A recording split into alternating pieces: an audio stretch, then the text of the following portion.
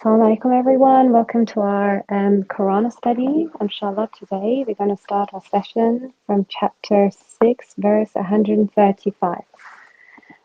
A'udhu billahi minash shaitanir rajeem. I seek refuge to God from Satan the rejected. In the name of God, most gracious, most merciful. Verse 135. Say, O my people, do your best, and so will I.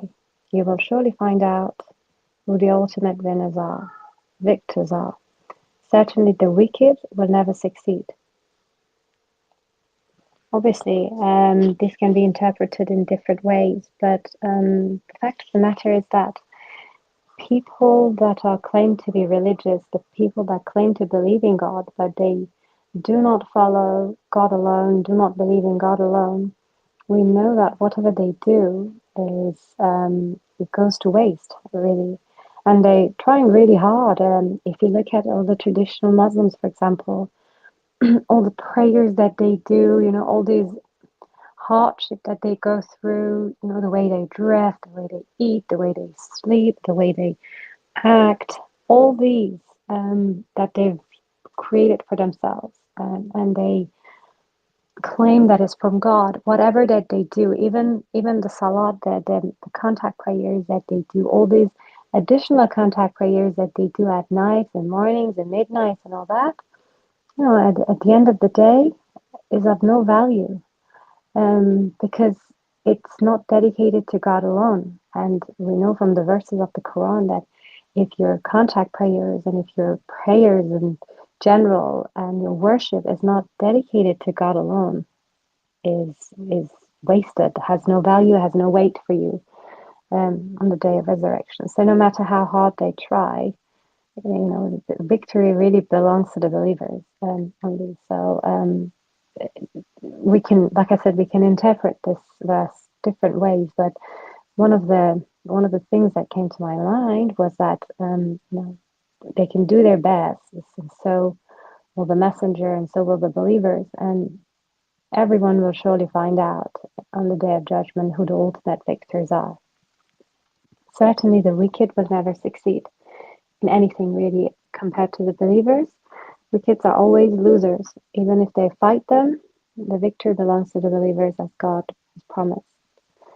Using God's provision.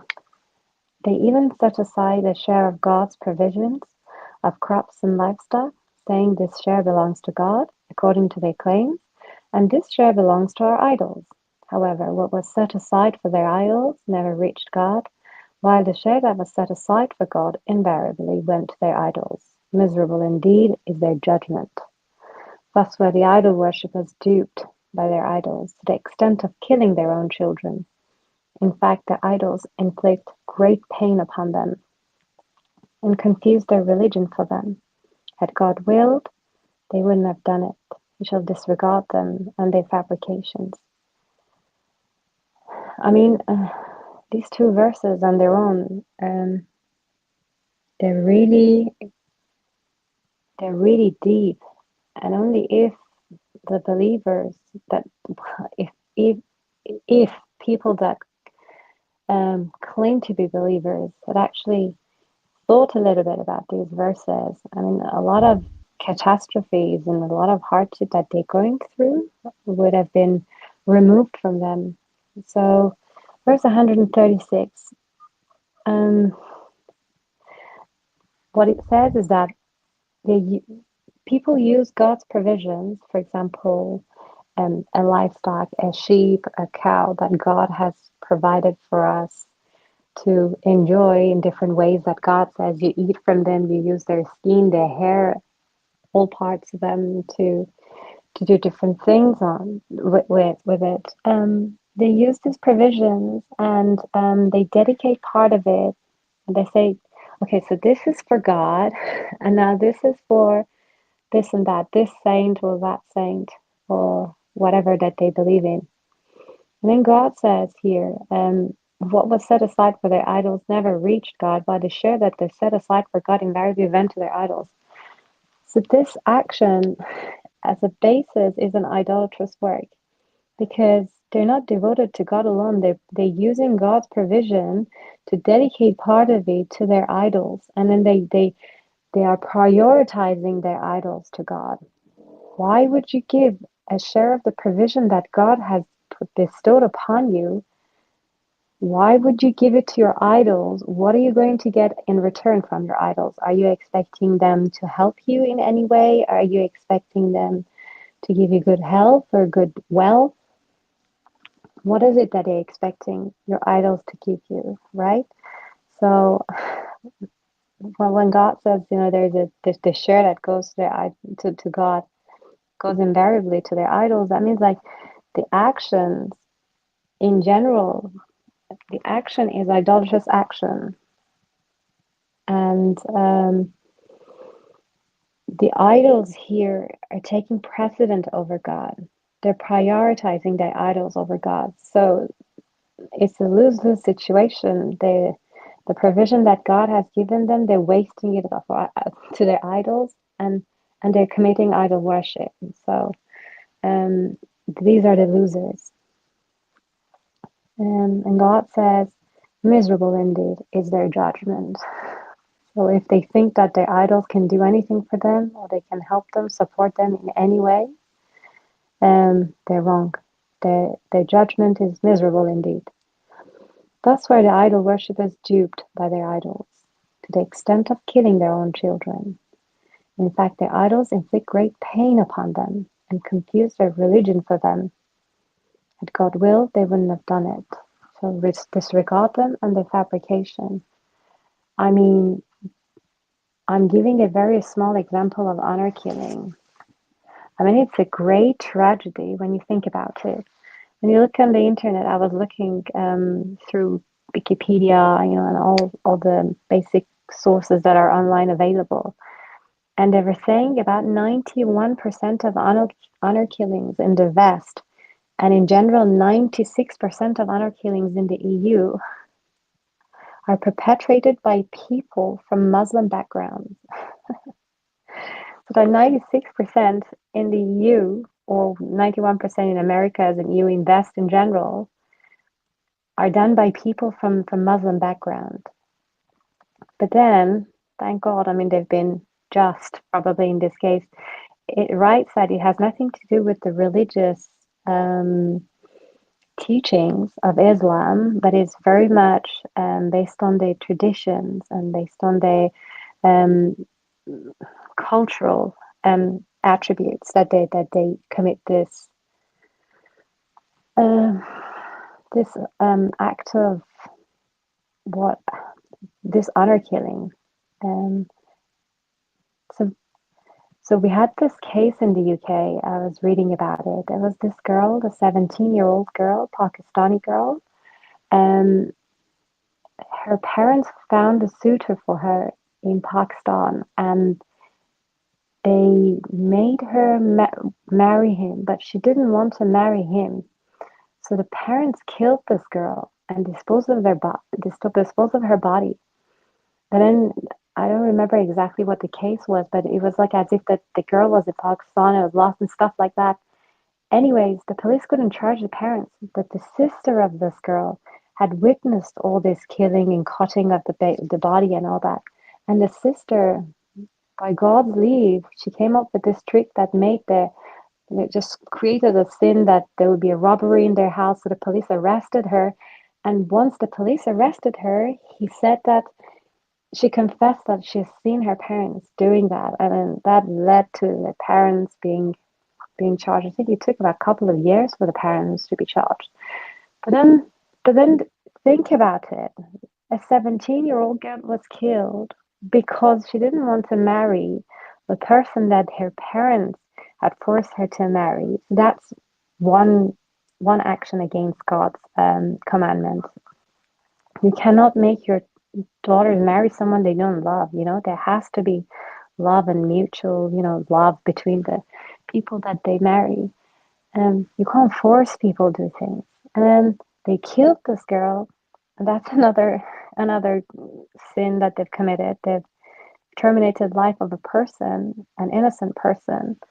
And then They ended up in jail for what, 25, 30 years in jail. Their life has gone to waste. The other daughter is disowned and hates her parents. You know, all of this, see how much pain has been inflicted upon themselves and all those people around them. You know, how many lives have been destroyed as in this stupid act. And you know, like, this is all because of this wrong teachings and wrong traditions that they put into people's head, and they've scared people, they bring shame on them, etc., etc. Why? Just in the name of Islam, in the name of God? Which part of it exactly? If you are Muslim, if you are this and that, you should this and that. You know, these are all satanic teachings that they're following. They're not following God. Obviously, there is someone else that's telling them to do this. So they've got idols beside God that they teach them all these wrong things. And God said, in fact, their idols inflict great pains upon them and confuse their religion for them. Had God willed, they would not have done it. Everything is in accordance with God's will. God knows our innermost thought. God knows what we declare and what we don't declare. So God is omniscient. If He willed, they would not have done it. When God says, you shall disregard them and their fabrication. Disregard them. Just don't have anything to do with them. Inshallah. And there is a footnote here. It says, a perfect example is the internationally infamous incident of the execution of a Saudi Arabian princess in 1978 for alleged adultery. God's law institutes whipping, not execution, as a punishment for adultery. 24:12. Why the idolatrous laws stipulate execution. As pointed out in 42:21, the traditionalists follow a religion that is not authorized by God. This is a totally different religion that you see in this Muslim world.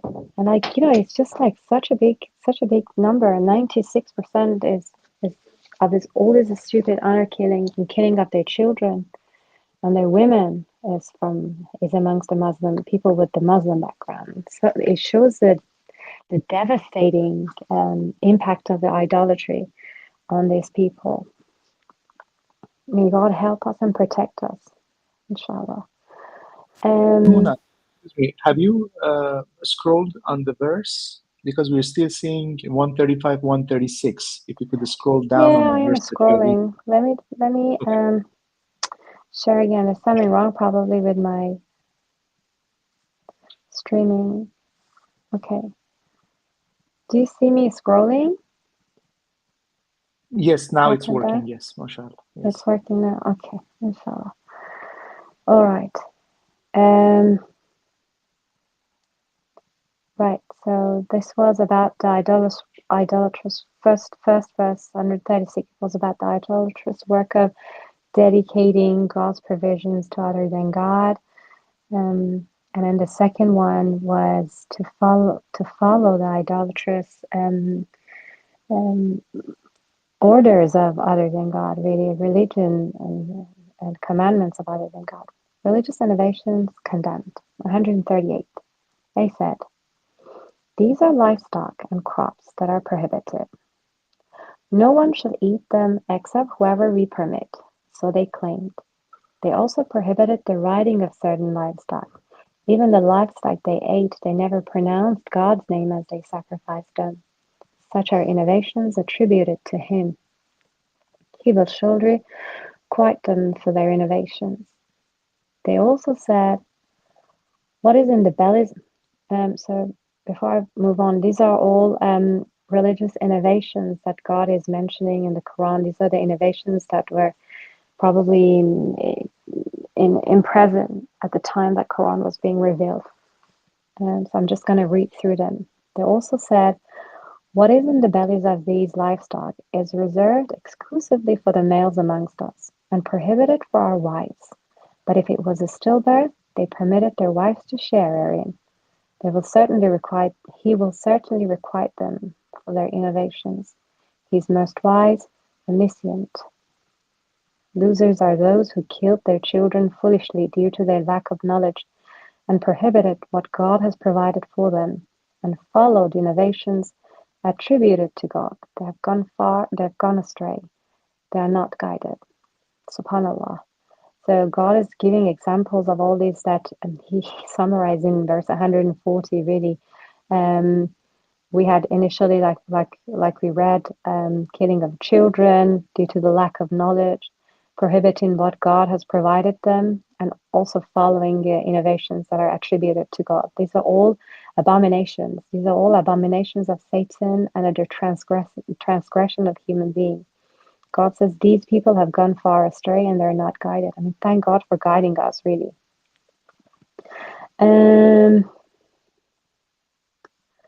Right. Zakat must be given on the day of harvest. He is the one who established gardens, trellised and untrellised, and palm trees and crops and different tastes, that olives and pomegranate, fruits that are similar yet dissimilar. Eat from their fruits and give the due alms on the day of harvest. And do not waste anything. He does not love the wasters. The footnote says, Zakat charity. Sorry, just to confirm, do you see me scrolling up and down now?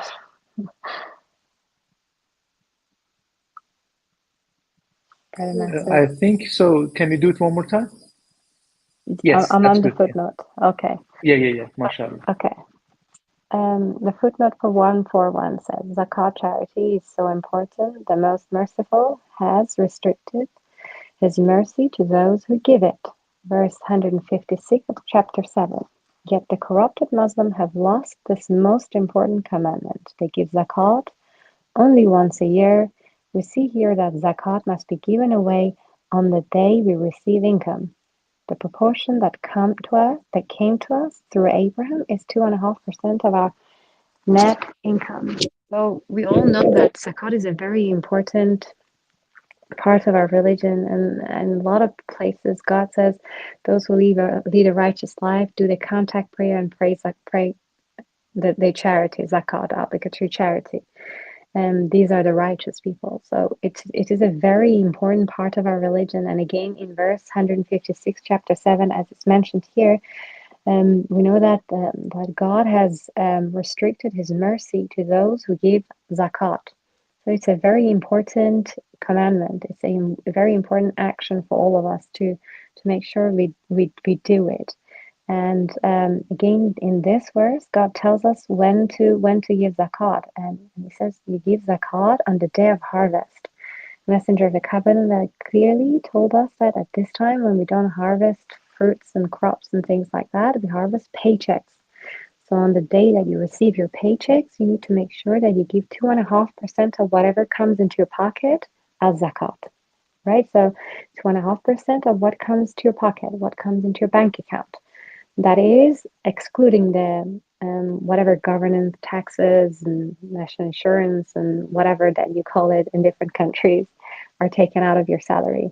What comes to your bank account is what you harvest, and that is what you have to pay 2.5% from as zakat, as charity. So this is the verse that God has clarified for us when to give the zakat. And you obviously know who to give it to. There's another verse, a few other verses actually in the Quran where God says who the zakat goes to, starting from parents and families, etc., and goes on. And obviously we know that the zakat was one of the commandments, or one of the actions that was given to Abraham. Abraham was the first and last prophet in Islam that received the what do you call this?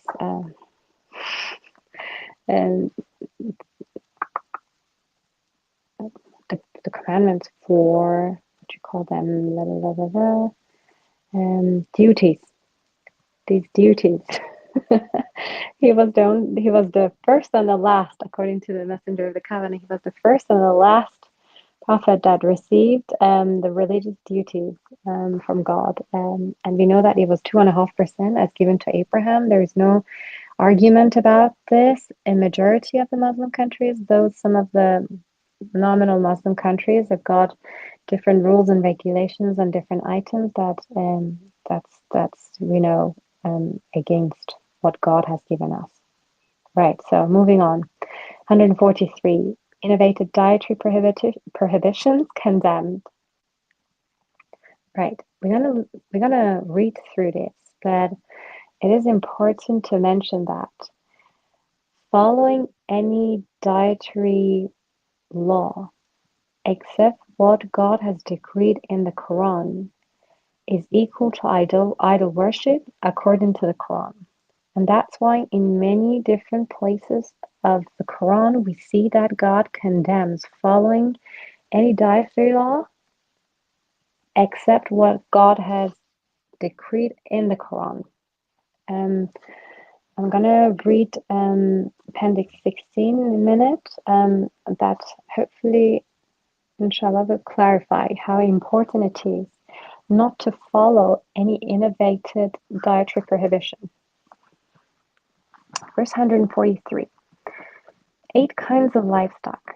Regarding the 2 kinds of sheep and 2 kinds of goats, say, is it the 2 males that he prohibited, or the 2 females, or the contents of the wombs of the 2 females? Tell me what you know if you're truthful. Again, these are the innovations that were around when God is condemning them. Regarding the 2 kinds of camel and the 2 kinds of cattle, say, is it the 2 males that he prohibited, or the 2 females, or the contents of the wombs of the 2 females? Were you witnesses when God decreed such prohibitions for you? Who is more evil than those who invent such lies and attribute them to God? They thus mislead the people without knowledge. God does not guide such evil people.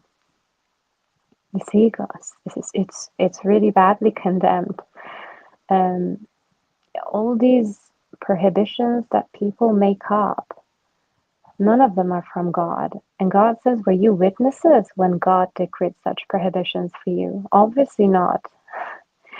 Who is more evil than those who invent such lies and attribute them to God? That means inventing any sort of dietary law and attribute them to God is an abomination, is evil.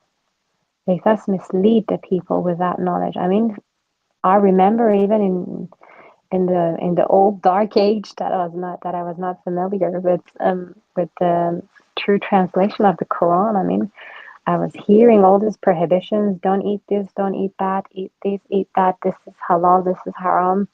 You know, I was not that strict, but anyways, I was hearing things, right? And I was obviously brought up in a kind of Muslim country, so you see all of these going around. Nominal Muslim, I would say. So all of these lies and innovations going around and making people follow them and oblige by them. That's such an evil act, according to God. And they thus mislead the people without knowledge. They don't understand what they're doing. God does not guide such evil people. The only dietary prohibition. Say, I do not find in the revelations given to me any food that is prohibited for any eater except 1, carrion, which is like a dead animal that hasn't been slaughtered or killed by human, running blood. Or when I say human, or the dog and the falconer, etc., that God has mentioned in the Quran that they can hunt for you. Carrion, running blood. I mean the blood that you can actually put it in a cup or something. It's a running blood.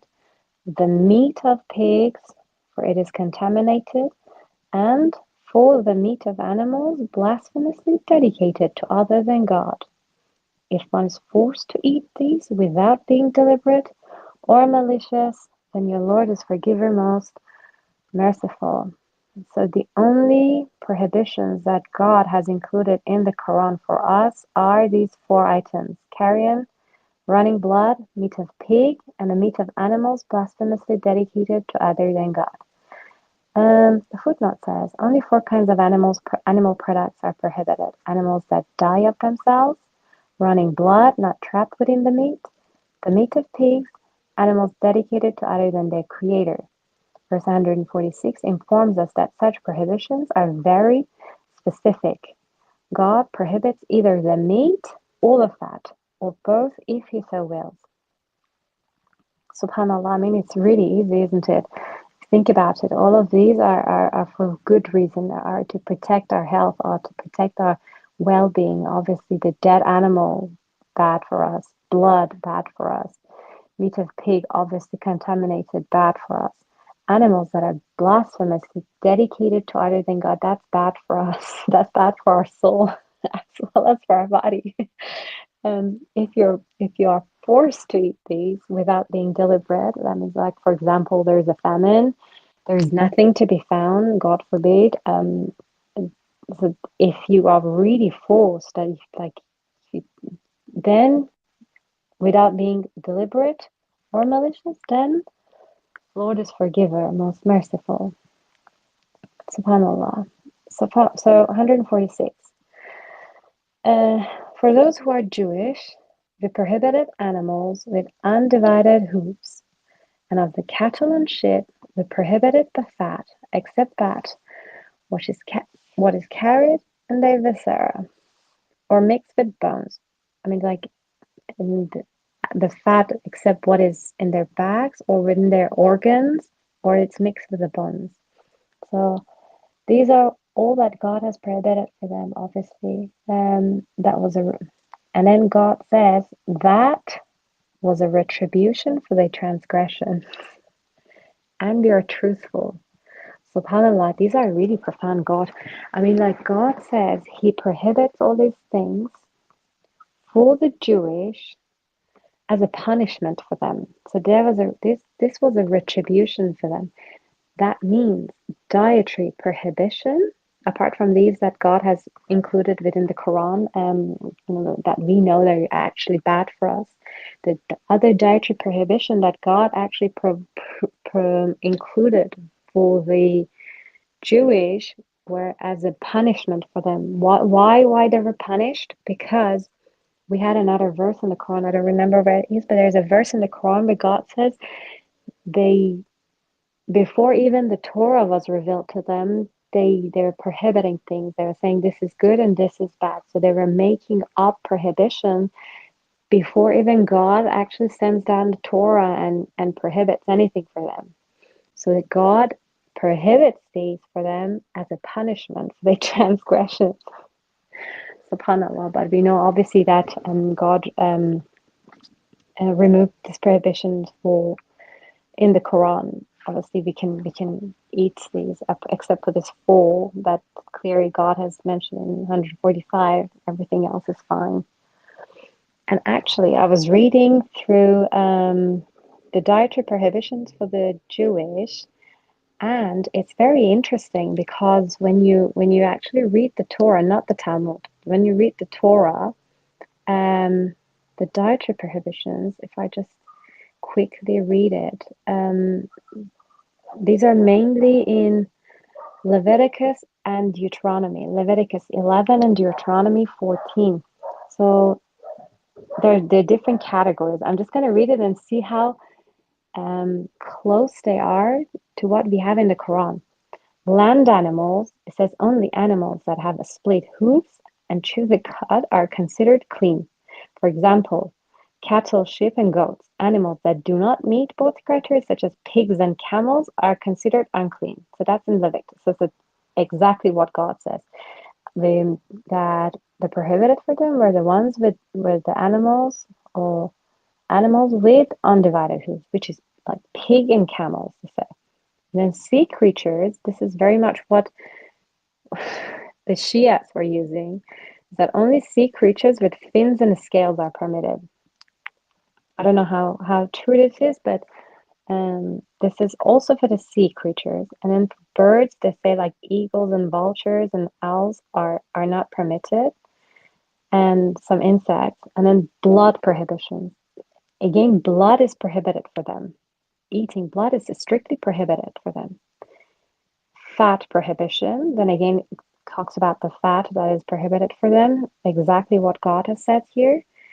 Then in Deuteronomy 14 it says animals that die naturally. So that's again the carrion that we had number one. So we had carrion number one, tick. Running blood number two, tick. The meat of pig, tick.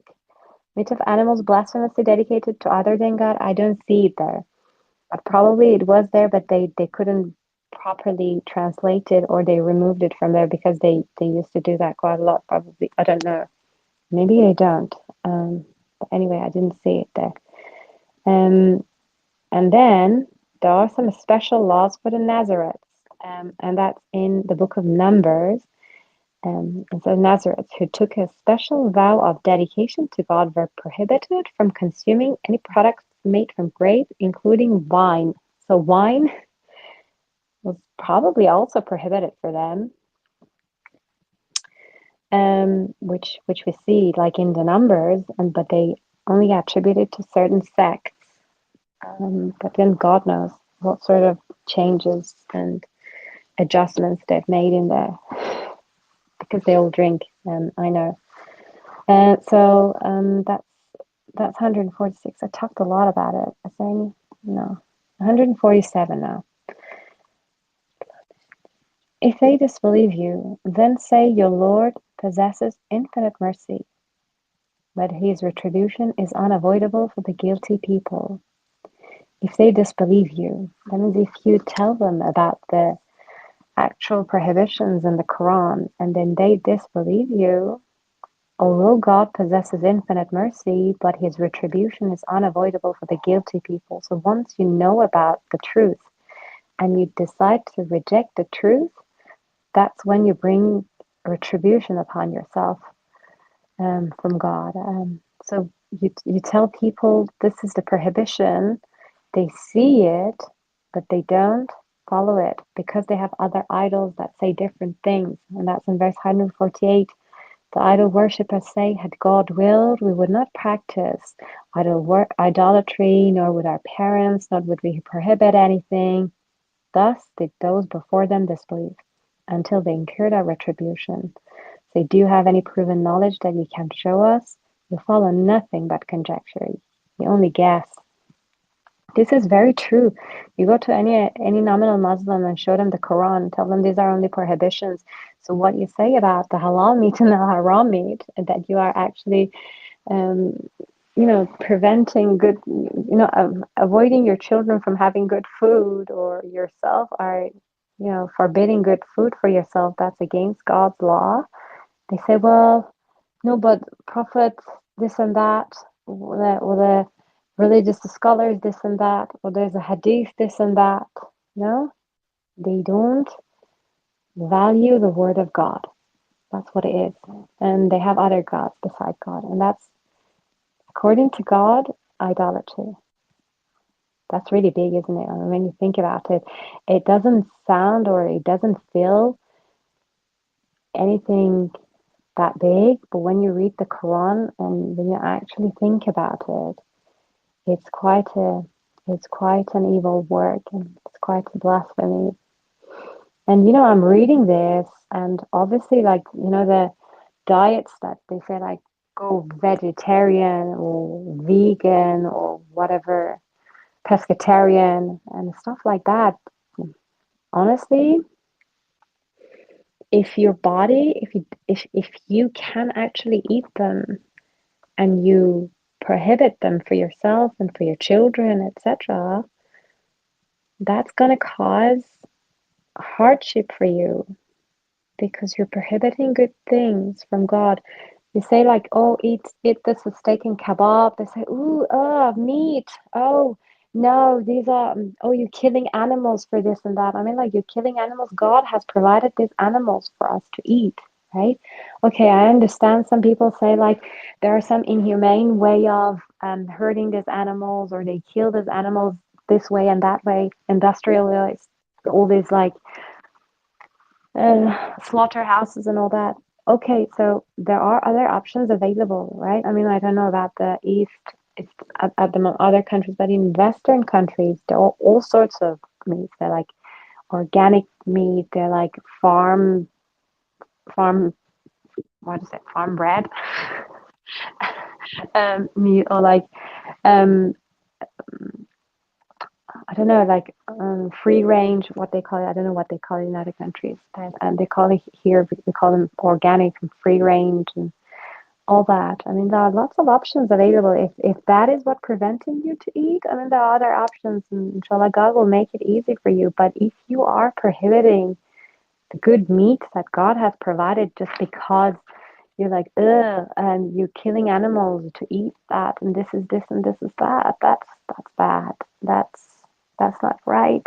God has told us that you can eat from them, and God has provided them for us. And we've got like this chapter that you're reading. It's called Livestock al-Anam. So there's nothing wrong with eating animals and eat your steaks and kebabs. You have to enjoy them and make sure you say Bismillah before eating them, and say thank you God for providing such good provisions for us, and enjoy God's provisions. And obviously there is a verse, I don't remember where, and there's a verse in Quran that says like good provisions are to be enjoyed in this world by those who believe and the righteous people. So obviously again that's another blessing from God that He's bestowed upon the believers. Praise God. Right.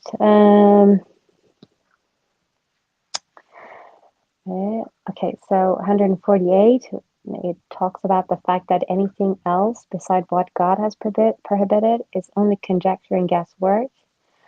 And those who do not want to believe, they're liars. They don't believe anywhere. So they had God willed, we wouldn't have practiced idolatry or prohibiting this and that. And we know that they're the ones that they're refusing to use their brain and their eyes and their hearing.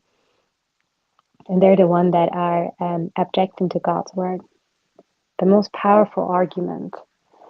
Say God possesses the most powerful argument. If He wills, He can guide all of you. Obviously, subhanAllah. I mean, like God has all the power, but like Messenger said, He doesn't want robots. We are here to make our choice, to choose between God and evil. And inshallah, God helps us to make the right choice by His leave. And then the footnote says, the Quran's mathematical code is a tangible and utterly incontrovertible proof that this is God's message to the world. Obviously, the miracle of 19. It takes divine intervention to prevent any reader from appreciating this extraordinary phenomenon, then falling prostrate and accepting this overwhelming miracle. Obviously, it's very clear within the Quran. You don't need a lot of knowledge you don't need a knowledge of mathematics to see that Bismillah consists of 19 words, 19 letters. The first revelation for that is 19 words, and then from it sits on the 19th chapter from the end of the Quran. When you read all those clear and easy to understand miracles that God has included within the Quran, as well as the sophisticated one where you have to stop and you have to count the letters and numbers, etc. These are very, very easy. I'm looking, there's an appendix 1. It says simple facts, and it lists all of them. There are 19 of them in the appendix that we can read if you want to. I mean, it's easy for everyone to understand. And like the messenger said, it really takes a divine intervention to actually reject them or ignore them or not to take heed. May God help us do that, inshallah. I mean, I said there's an appendix 16 about dietary prohibition that I'm going to actually read, inshallah, and that from the messenger's words, it actually clarifies things, inshallah. So appendix 16, dietary prohibition. Tell me if you don't see my screen. It's on appendix 16. It's good, mashallah. Okay, alhamdulillah. Right. Appendix 16, Dietary Prohibitions. The Quran teaches that God is extremely displeased with those who prohibit anything that was not as specifically prohibited in the Quran. 112 to 116. The upholding of any prohibitions not as specifically mentioned in the Quran is tantamount to idolatry. 114 to 152. These are the verses that we read today. Such prohibitions represent some other gods besides God. If you worship God alone, you will uphold His teachings alone and honor the commandments and prohibitions instituted only by Him. The absolute specificity of dietary prohibitions in the Quran is best illustrated in 145, 146. We learn from these two verses that when God prohibits meat, He prohibits meat and nothing else. And when He prohibits fat, that is what He specifically prohibits, because we know that the Jews cannot have the fat, right, of the cow or cat or whatever it was there. So these two verses inform us that the meat of the pig is prohibited, not the fat. Obviously, God knew that in many countries, lard would be used in baked goods and other food products, like as Haribo, and that such usage does not render the food haram or prohibited. And these nominal Muslims, they actually take away the joy of eating this for their kids. The Quran specifically prohibits full meats.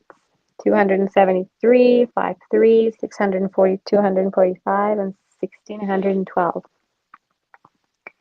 So this is the verse that we read today.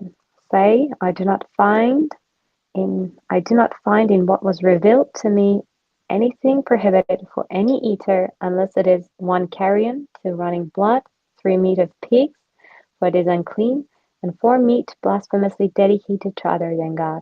If one is forced to eat these without being malicious or deliberate, then your Lord is forgiver, most merciful. Praise be to God. Well, thank you very much, everyone, for listening. Inshallah, I'm just going to stop here for any questions or comments. Alhamdulillah.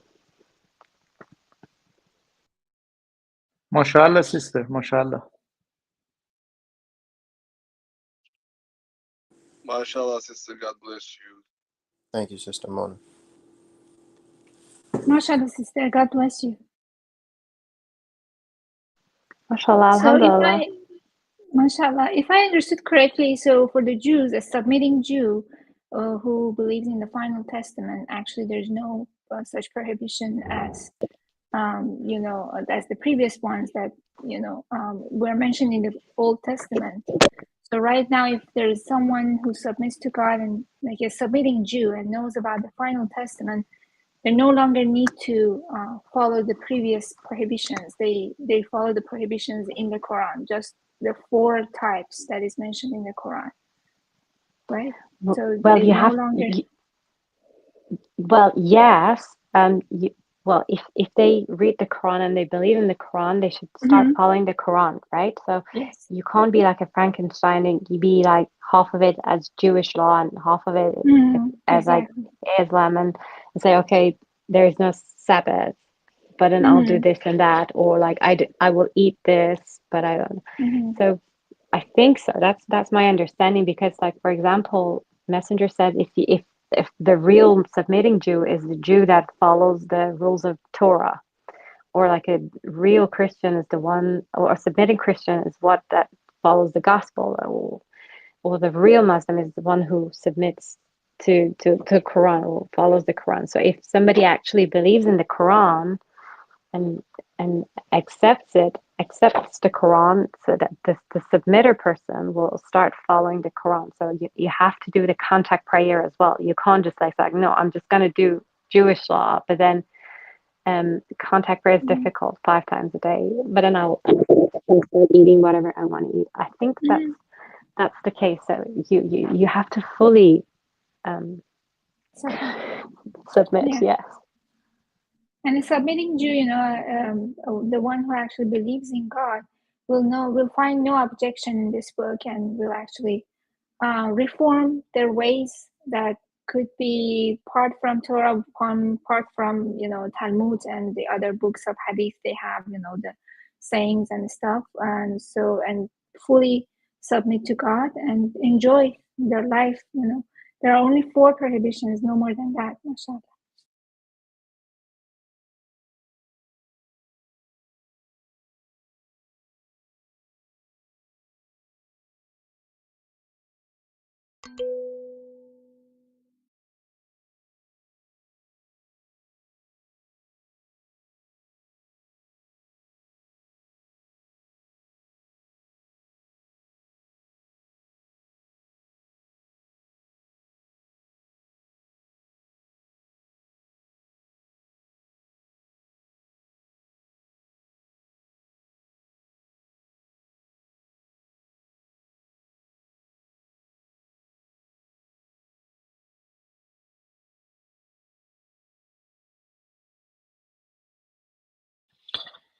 MashaAllah. I mean, this verse that we read today, basically verse 136, A'udhu billahi minash shaitanir rajim, Bismillahir Rahmanir Rahim, abusing God's provisions.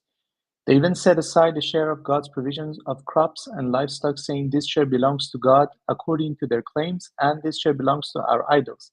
However, what was set aside for the idols never reached God, while the share they set aside for God invariably went to their idols. Miserable indeed is their judgment. So this is this very much reminds me of, you know, the basically satanic practices which are in like, for example, Shia sect, specifically in Shia sect, that they you know, whatever blessing that God gives them in any form, okay, they because they believe in intercession, they start putting that share of provision that God has provided for them, that type of blessing that God has provided for them, for the idols, you know, and for their idols basically, and then for that idea that, you know, that saint, that dead saint is going to, you know, intercede on their behalf. For example, there is a person, again, let me just give a little bit of background on who this person is. Okay, so in Iran, they believe that, you know, after Prophet Muhammad, God has chosen some imams. You know, so not only not only it does not exist in Quran, but also it's completely man-made and absolutely nonsensical, because in Quran we have 2 types of, you know, messengers from God. One of them is like messenger, right, in the sense of just like for example, Dr. Rashad Khalifa, he was a messenger of God, and he was the messenger of the covenant, right? So he was only a messenger in the sense of not having a book, right? But then we have prophets. Prophets are who? Are the ones that have books, or like new information in the sense of, for example, a book-like new information is given to them. Not that the messengers don't get new information. No, that's not it. The prophets are differentiated from messengers in the sense of having a book. I mean, but then again, when if you want to elaborate it more on it, we can, but submitters know exactly what we're talking about, basically. But then we don't have any trace of something called, you know, imam in the Quran. We do have the word imam, but then imam means like leader. Doesn't mean necessarily a different category than prophet or messenger. We don't have that.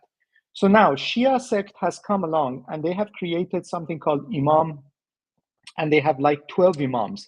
2 of them are, you know, basically the ones that we know. It was Ali ibn Abi Talib, and the one who basically objected to the addition of 2 satanic verses at the end of Surah 9, the ultimatum to Quran.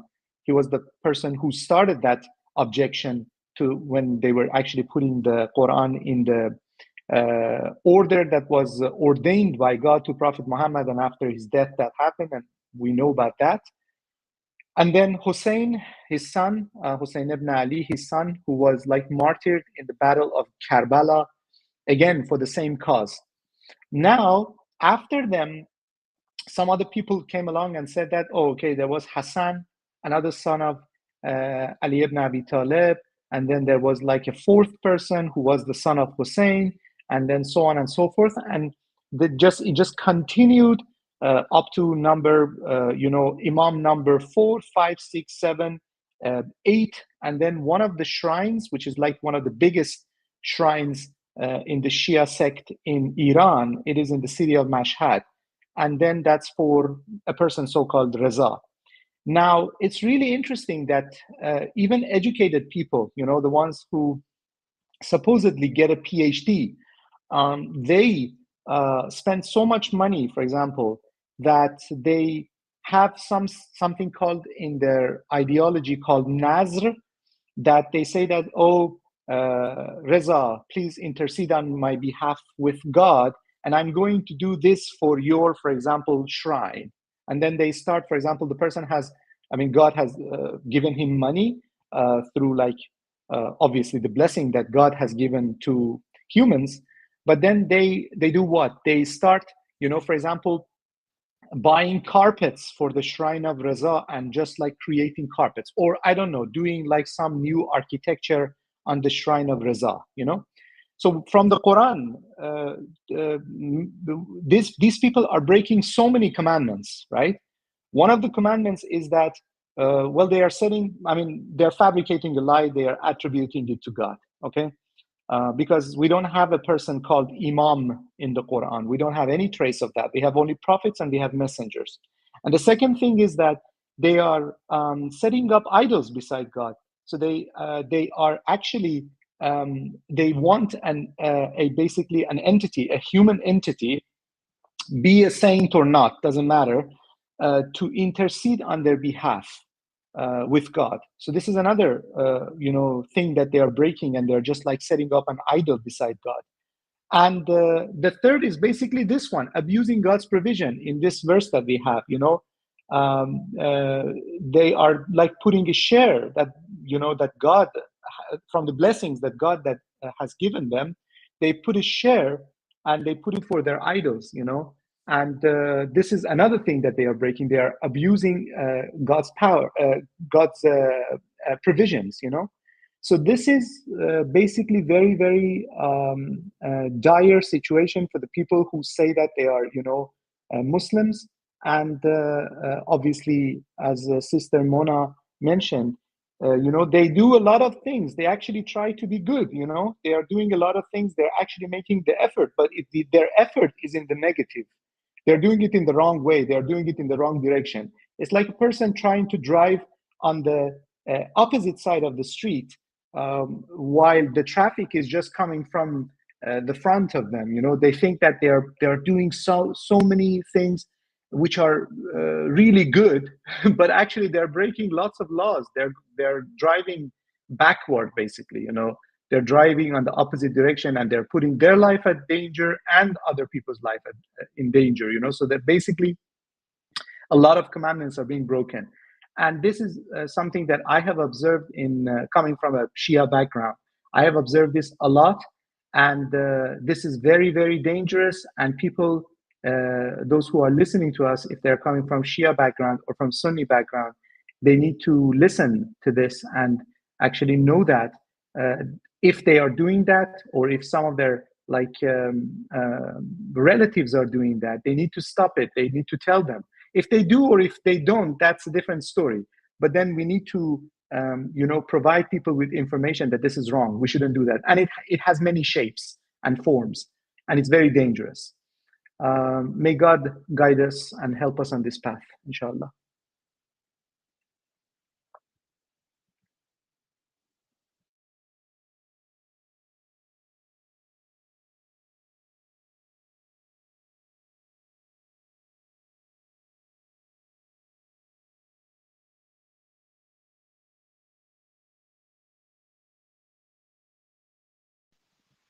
MashaAllah.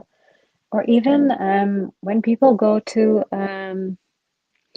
these shrines and they put money in there, or like when they go to Hajj, for example, and then they go to Medina, and then they go to Prophet's shrine, and then they do whatever pilgrimage in the Prophet's shrine they want to do, or they put money in Prophet's shrine just so that, I don't know, probably like it goes to the Prophet's bank account or something. Astaghfirullah. These are all idolatrous works. So although they've gone for Hajj to perform their duty, they nullify by going to Medina and to Prophet's shrine, as Messenger Covenant said. So all of our practices need to be dedicated to God alone. So there should not be any precedent of anyone or anything over God. You know, the priority should be only and only to God for any of our worship practices or any of our duties that we do or anything that we do really, in terms of our religion and our hereafter, inshallah.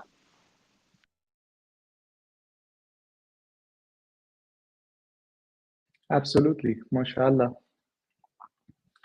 And also there is a point that I wanted to make about zakat must be given on the day of harvest. So this is very, very important, and also Messenger of the Covenant explained this. He said in one of the audio of Quran studies, one person asked about how, like, for example, should we like do it, for example, if we know that we're gonna have say, for example, if you are being paid bi-weekly, not monthly, right? And each bi-weekly paycheck that you get, the amount is not that much, but if you put both of them together, it would be like a good sum of money that you should be giving away, as zakat charity.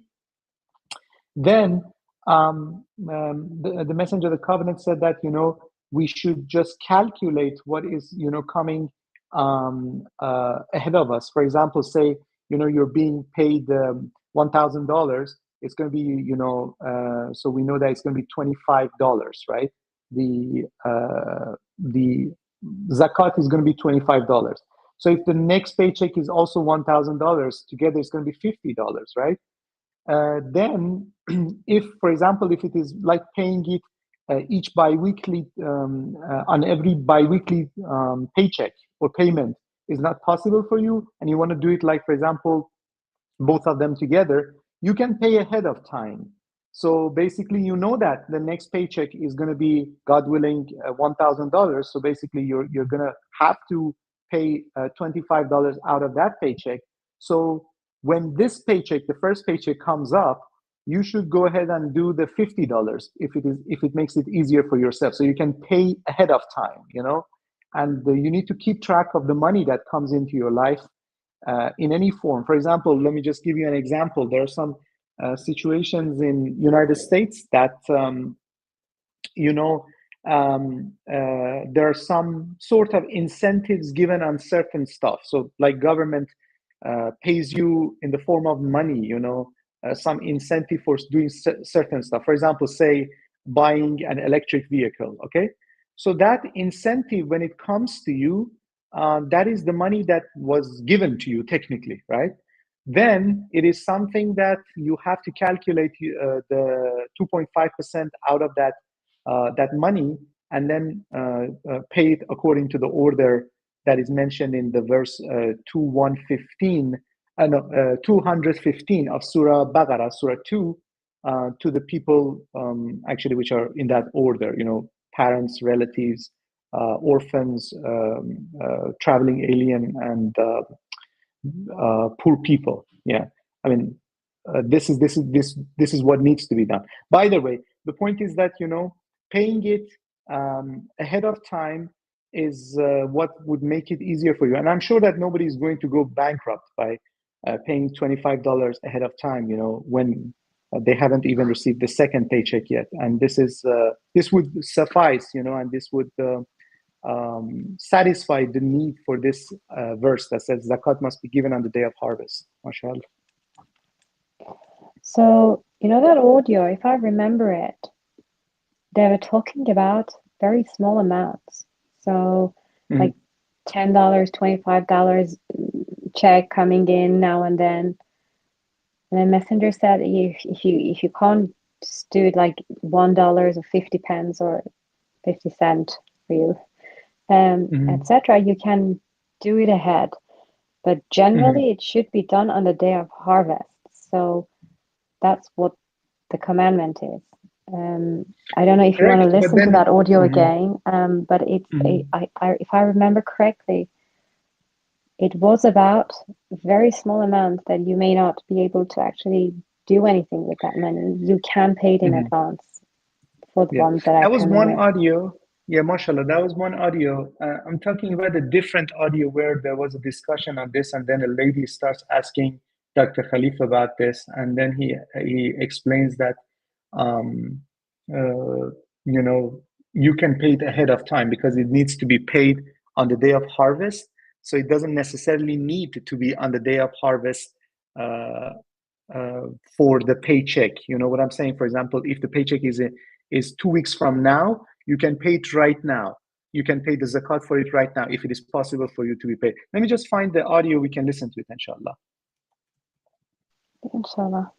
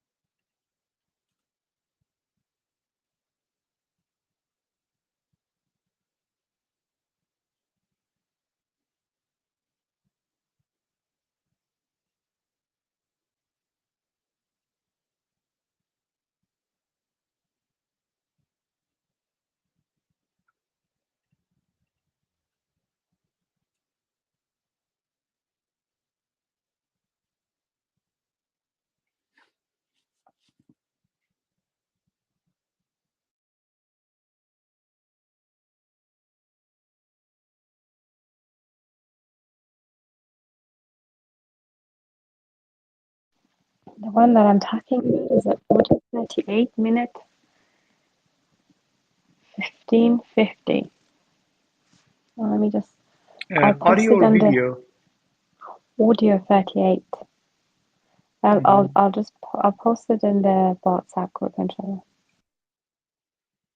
Sure. Let me just bring it up as well. We can listen to it. But 38. What time? 15:50. 15:50.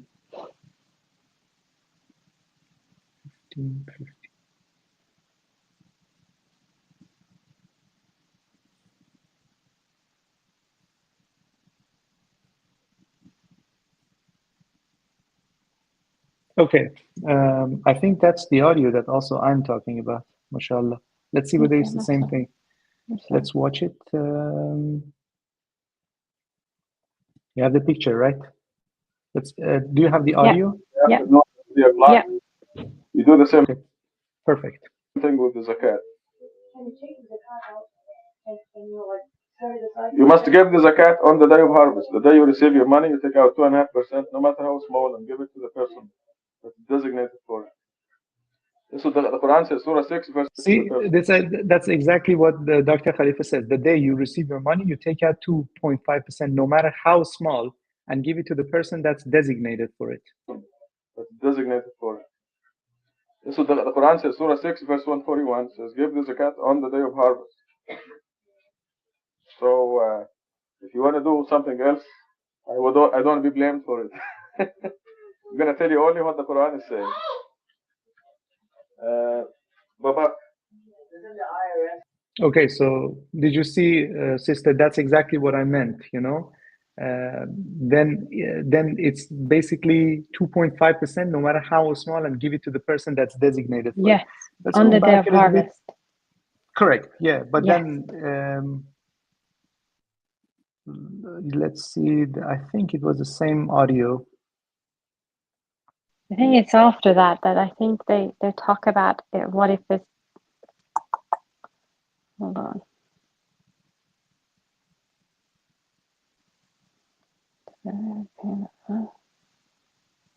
If you continue listening to it, probably it's after that. Mm-hmm.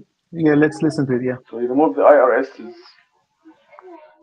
Shad, there was when we first talked about this, you said that for some of us, it might be I don't know, $1.50 or $2.50, and that's not really going to help someone.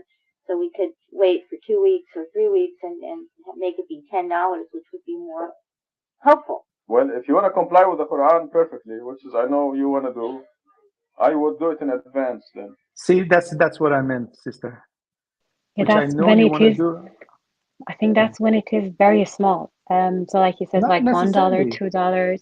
Yeah. And then No, if it's let's say, for example, in this okay. situation, for example, it is a situation that you want to send money to, for example, your parents who are living in another part of the world, okay? Mhm. And then you Mhm. need to find, you need to pay, say, for example, a certain amount of money for transferring the money from your bank account to their bank Mhm. account, for example, Mhm. okay? Mhm. So Mhm. basically, you will have to pay 2 times the amount. For example, say, okay, I want to send $50 Okay, I see to my what you mean. parents.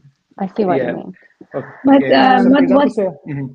what I understand, sorry to interrupt, what I understand is that it has to be really small that you go it, you do it in advance. That's what the messenger is Not saying, you know. Yeah, Yes, yes, not yes, necessarily. necessarily. That's what the messenger is saying. That's what I understand. So what do you mean? Like, for example, you're saying that if we are sending $50, we have to wait and until the next paycheck and wait on the next paycheck, we send $50. Can't we do it in advance? Like, for example, say we send $100 in advance for 2 paychecks. Well, the messenger said it's on the day of harvest. So he said, if you want to do anything, if you want to comply with the Quran, Yeah, that's the idea. the woman was saying The that woman is the saying woman was saying $1-2, that like it's really no, the small woman was amount. saying that that's not really going to help someone, so we could wait for 2 weeks or 3 weeks and make it $10, which would be more helpful. She was talking about waiting, not about the amount. Okay. Yeah, And the amount is the before messenger. this. The Yeah, amount is before this. Mhm. Brother Paulus wants the for us to repeat the audio, right? Yes, brother. Could it be ran back one more time, please? Yes. Sure, let's do it one more time. Let's do it from this part.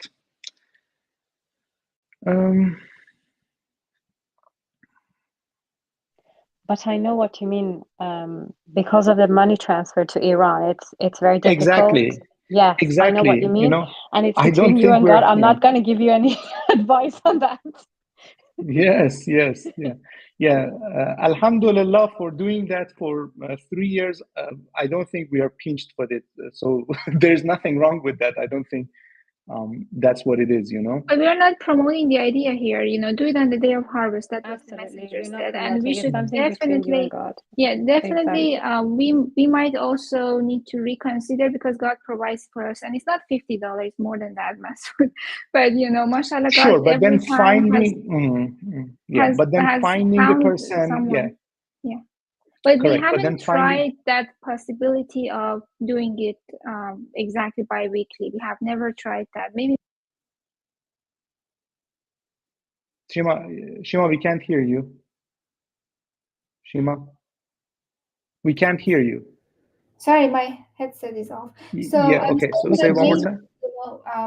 it will be more righteous for us to give the other one a try as well. We never tried that, doing it in bi-weekly. And I think we're jumping to conclusions so fast. Let's listen to the audio one more time, then we will talk about it. Yeah, I think we're just very, very soon we're jumping to conclusion. Let's listen to it one more time, inshallah. Okay, here.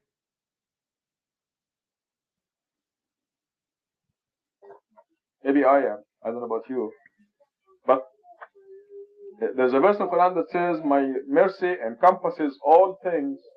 I will restrict it for those who are righteous and give the zakat. 2.5% every time you receive money, net income. You must give away. So these are the things that we must do to attain certainty. It's a very effective, a sure way of attaining certainty. Yeah. When you think of the zakat, even though you took 2 another paycheck and stuff, if somebody needs something in a lump sum at a single time, you have to give the zakat on the day of harvest, the day you receive money. You plan your zakat in advance because you know when you're going to get your money. You already arrange in your mind who's going to get your zakat and how you're going to do it.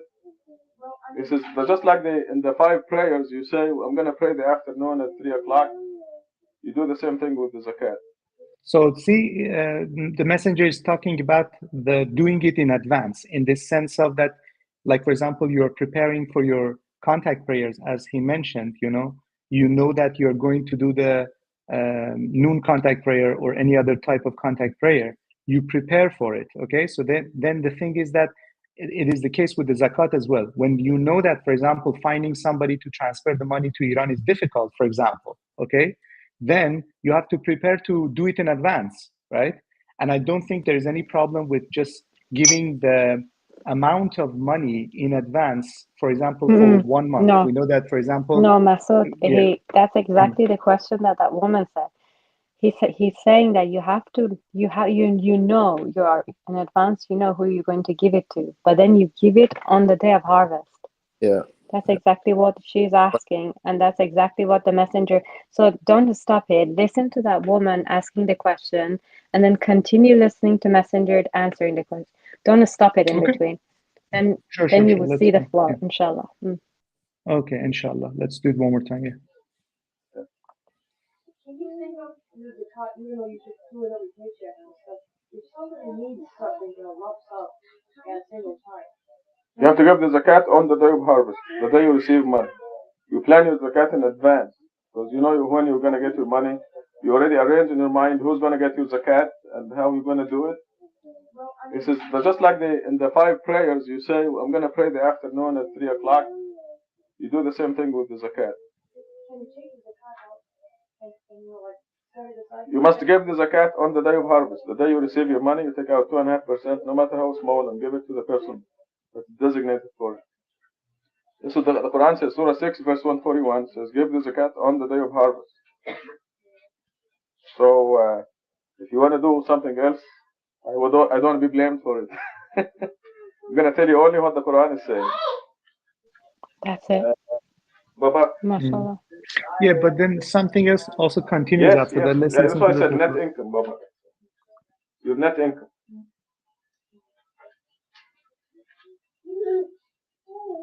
So you remove the IRS's.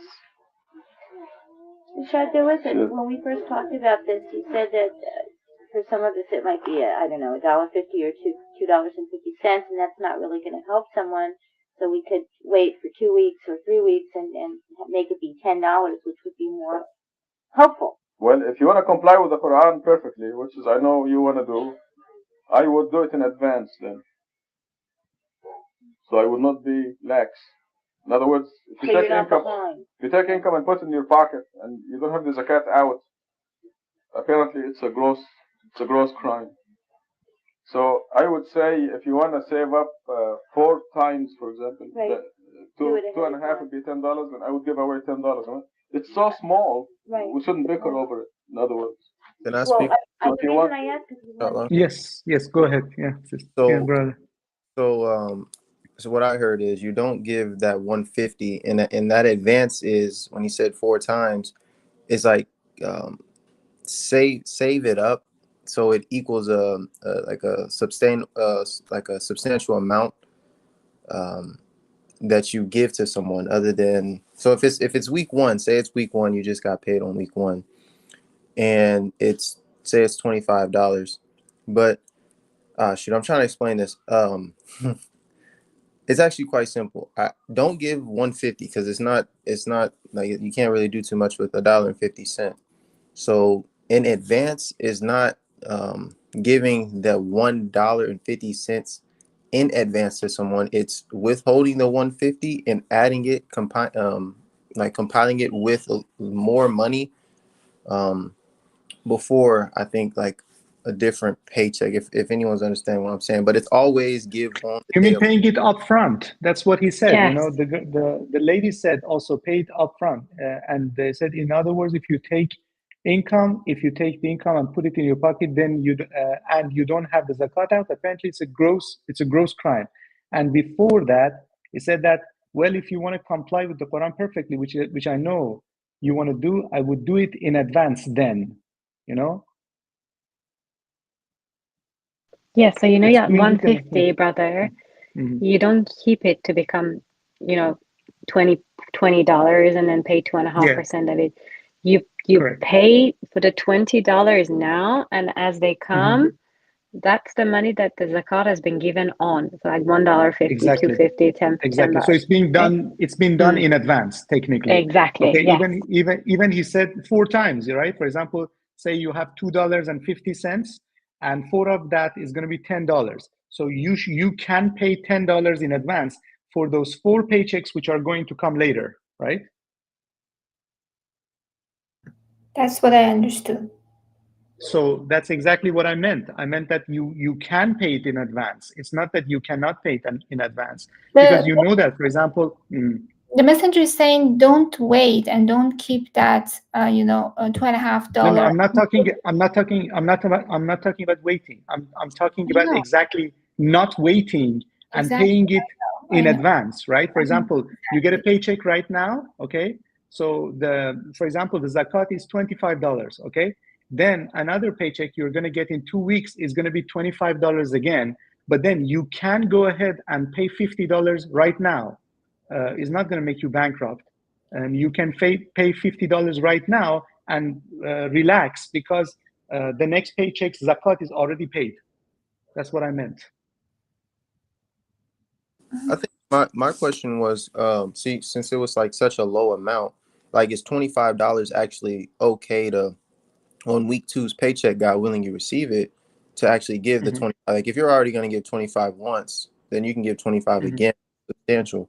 But I think when you start getting lower to like $1 or $2.50, then that's when you're like doing that situation, adding it on. Sure. Yeah, brother. For example, say you want to pay to your parents, okay? So if they're in the same country, it's very easy. You use, for example, Zelle, or if you use, for example, PayPal, or you use another app, and you just do it on the day of harvest. You have it on your Google Calendar, and you remember that, okay, I get the paycheck today, Monday, I get the paycheck, I'm going to send $25. That's it. We're done.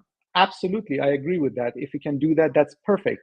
But say, for example, for a situation of sending money to Turkey, or sending money to Pakistan, or sending money to Iran, or somewhere else in the world, it's really difficult, and then finding the person to transfer the money. Obviously, God puts those people in front of us, but what I'm saying is that I don't see anything wrong with paying it up front. That's exactly what. Yeah, go ahead. Send it like that same day you got it in your bank account, so then you're doing it early. So what are you saying? I'm sorry.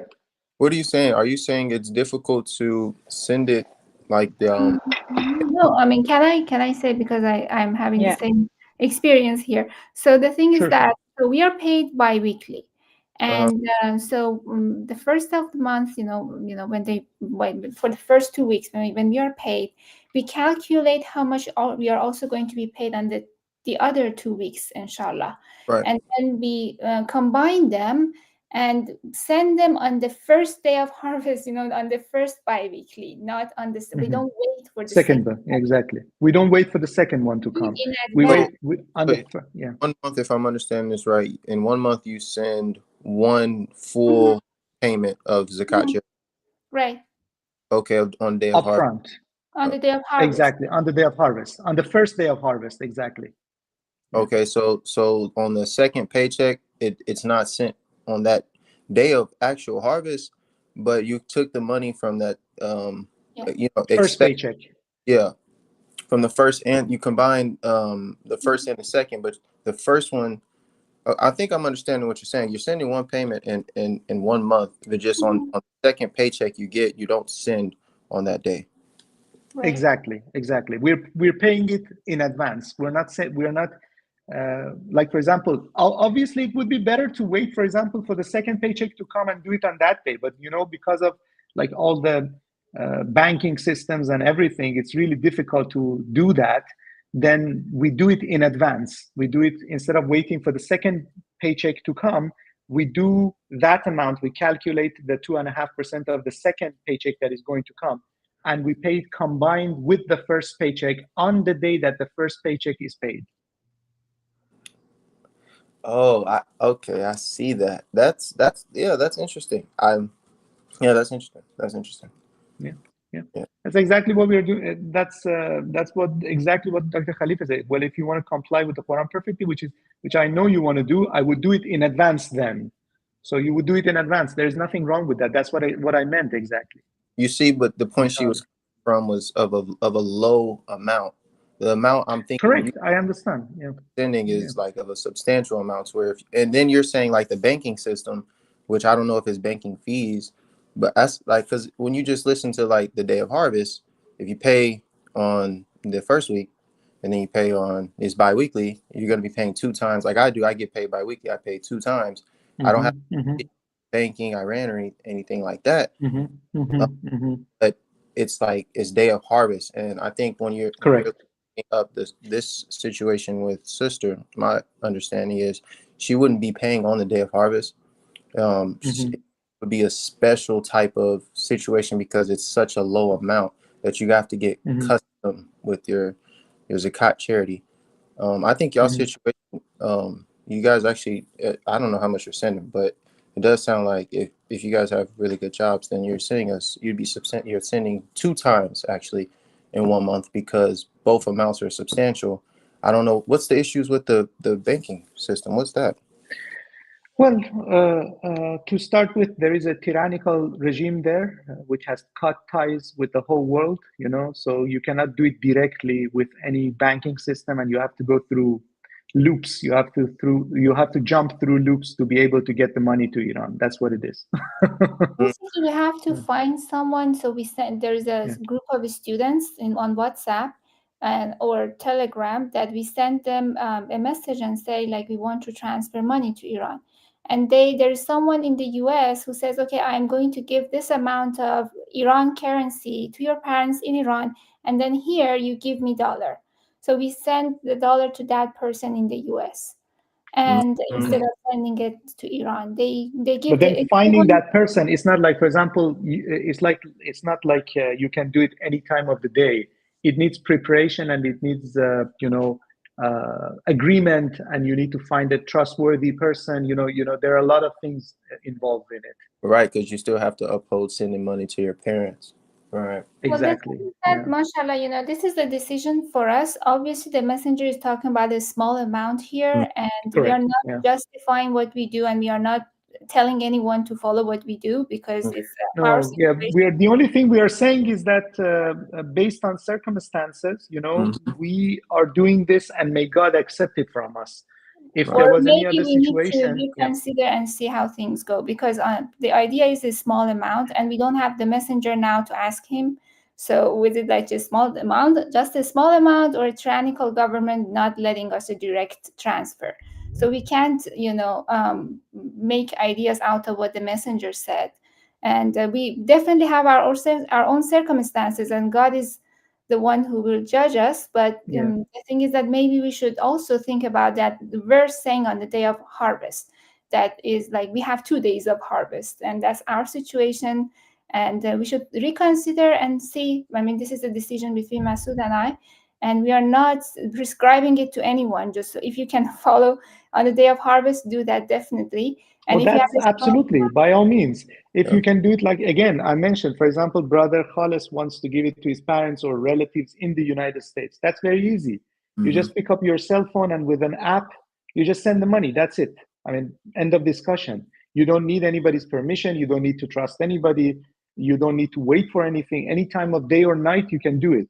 But then in our situation, because it needs to be reached to the parents, and you need to follow up with it and see whether the money has arrived at their bank account and so on and so forth, that's a lot of,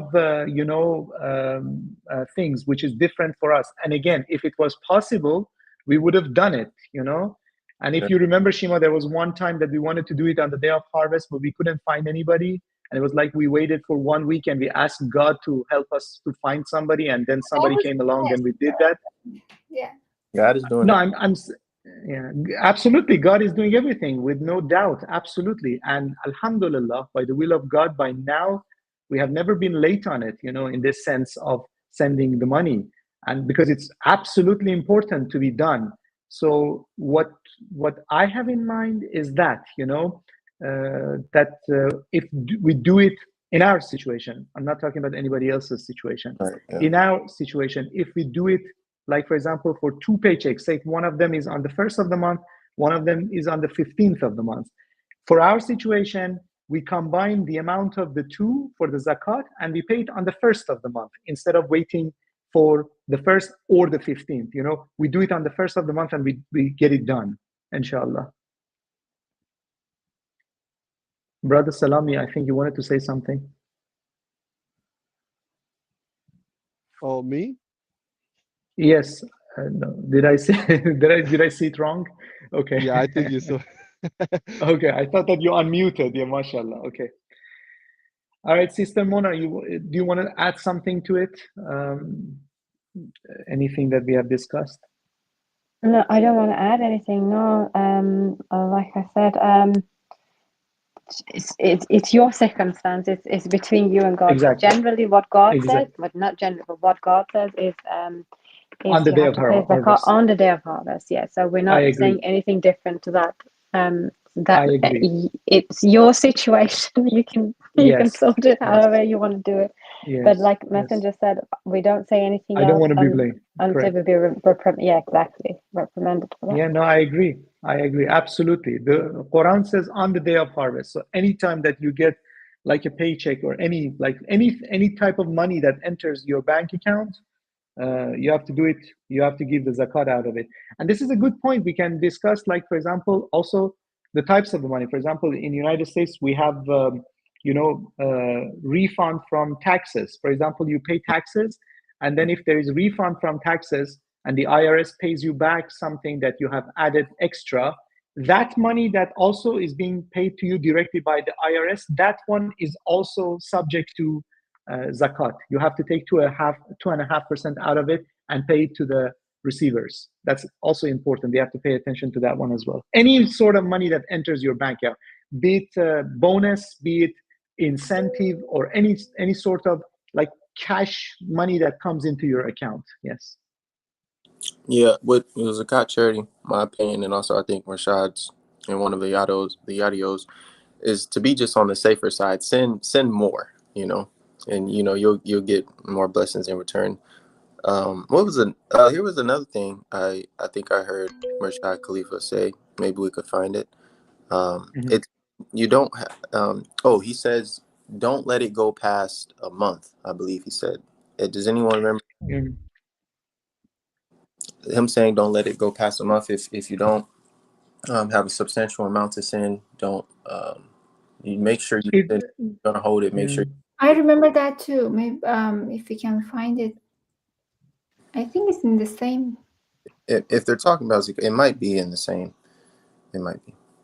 I think it was in a different audio, but it was like exactly what was before this audio, like something that happened before this audio, and that lady also mentioned that, that's exactly what he said in one of the audios or videos, if I don't remember. Could you read the I'm trying to. Yeah. I'm searching in the transcript, but I couldn't find it. Don't let it go past 1 month. Go past 1 month. Let's search it.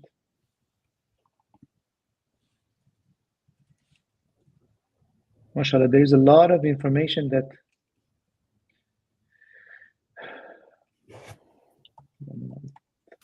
No, I can't find it. If anybody remembers any, is it the video, the Principles of Friday Prayers? I actually think it is. Mona, It might be that. Minute 20, I think. And so this audio abrogates the other one or clarifies it, apparently. Yes, exactly. I think this audio clarifies that one being said as well, Mm-hmm. And there was this audio. Where Messenger says, at the end of the year, you calculate everything that you have. That's you for have the beginning of it. Yes. Yeah. So that's before the actual information was released to him in terms of like zakat. This is how it should have been done. Mm-hmm. On the day of harvest, correct? Yeah, exactly. Because they came in stages. So the zakat was towards the end. Yes. Yeah, this No, the audio information actually is there, right? Sorry, Mhm. like I'm Yeah, saying, yeah. like the No, no. information is there, but you know, like how amazing it is that you know that even the messenger wouldn't have realized it as such until the very end, and then God, by His mercy, He actually clarifies it to us through Him like that. Exactly. SubhanAllah, yeah. That's exactly, yeah, subhanallah. Absolutely true. And this audio, I think it just clarifies everything, you know, in the sense of doing it on the day of harvest. And if like the amount is like not very substantial, then you can do it in advance. But then again, as everybody very rightly and correctly mentioned, it must be done on the day of harvest. So Yes. again, if situations like, for example, mine and Shima is different, may God help us to find a way around it. But Perform again, and correct it. I mean, yeah, we never try. yes, I mean, We should absolutely, yes, no, Yeah, we yes, can't no, just make excuses and say it that this is difficult. You know, we never tried the other option and see if, you know, God sends people, and there are usually people who want the smaller amounts of money to be transferred. So the option is available. Inshallah, God will help us. Inshallah, yes. Yes, I may God help recommend us. reciting Al-Fatiha at the end of the session, or specifically this, inshallah. Inshallah. Inshallah, yeah. We can recite it right now. Brother Salami, do you want to recite it, inshallah? Sure. Al-Fatiha. Bismillahirrahmanirrahim. Alhamdulillahi Rabbil Alameen. Ar-Rahman Ar-Rahim. Maliki Yawmiddin. إياك نعبد وإياك نستعين اهدنا الصراط المستقيم صراط الذين أنعمت عليهم غير المغضوب عليهم ولا الضالين. Thank you, brother. Mashallah. Mashallah. Yeah, absolutely. Subhanallah. May God help us and guide us with This was information. an amazing conversation. I mean, there are things we hear in these audios, but you know, sometimes you think you have a good grasp, you're understanding it fully, but you know, God sends information through our group, and you know, a Yes. reconsideration, a review of the information. Praise be to God. Subhanallah. Yeah, absolutely. I agree. Alhamdulillah. All right. Any more comments or questions on the verses, brothers and sisters?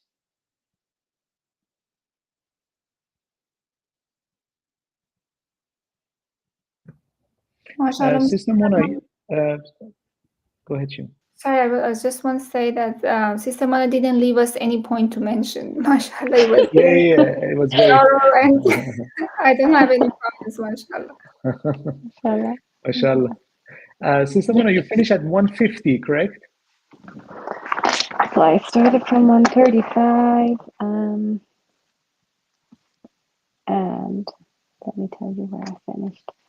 135, and I finished at 150. Yeah, inshallah, from 151 next one. Inshallah, inshallah. All right. MashaAllah. Thank you so much. MashaAllah. Thank you all for joining the Quran study today. Thank you so much for the productive discussion. Thank you, Sister Mona, for leading the study today. And Alhamdulillah, it was very wonderful. May God help us all. And inshallah, our next English Quran study will be next week on Saturday at 10 a.m. California time. Until that time, peace be upon you. Salāmun Alaykum. Salāmun Alaykum. God bless you. God bless you.